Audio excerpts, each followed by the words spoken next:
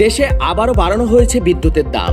নতুন এই মূল্যহার ঘোষণা করেছে বাংলাদেশ এনার্জি রেগুলেটরি কমিশন বা বিইআরসি।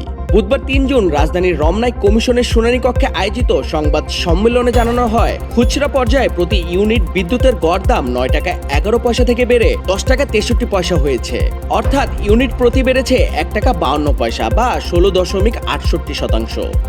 নতুন মূল্যহার অনুযায়ী লাইফলাইন গ্রাহকদের প্রথম ৫০ ইউনিটের দাম নির্ধারণ করা হয়েছে ৫ টাকা ৩২ পয়সা। ০ থেকে ৭৫ ইউনিট পর্যন্ত ব্যবহারকারীদের জন্য প্রতি ইউনিট ৬ টাকা ১৮ পয়সা, ৭৬ থেকে ২০০ ইউনিট পর্যন্ত ৮ টাকা ৫০ পয়সা, ২০১ থেকে ৩০০ ইউনিট পর্যন্ত ৯ টাকা ১০ পয়সা নির্ধারণ করা হয়েছে।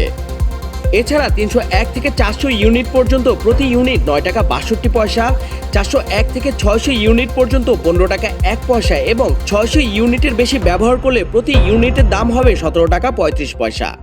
অন্যদিকে পাইকারি পর্যায়ে বিদ্যুতের দাম বাড়ানো হয়েছে। প্রতি ইউনিট ৬০ টাকা থেকে বাড়িয়ে ৮ টাকা ৩৯ পয়সা করা হয়েছে, যা প্রায় ২০% বৃদ্ধি।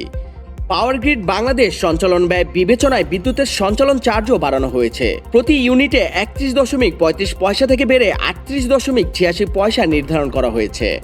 তবে বিভিন্ন গ্রাহক শ্রেণীর ডিমান্ড চার্জ অপরিবর্তিত রাখা হয়েছে বলে জানিয়েছে কমিশন।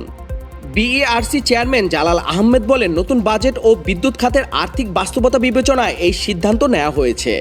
তবে মূল্যবৃদ্ধির ফলে সাধারণ মানুষের ব্যয় কতটা বাড়বে সে বিষয়ে কোনো অর্থনৈতিক মূল্যায়ন করা হয়নি বলে জানান তিনি। নতুন এই বিদ্যুৎ মূল্যহার ২০২৬ সালের জুন মাসের বিল থেকে কার্যকর হবে এবং পরবর্তী নির্দেশনা না দেওয়া পর্যন্ত বহাল থাকবে।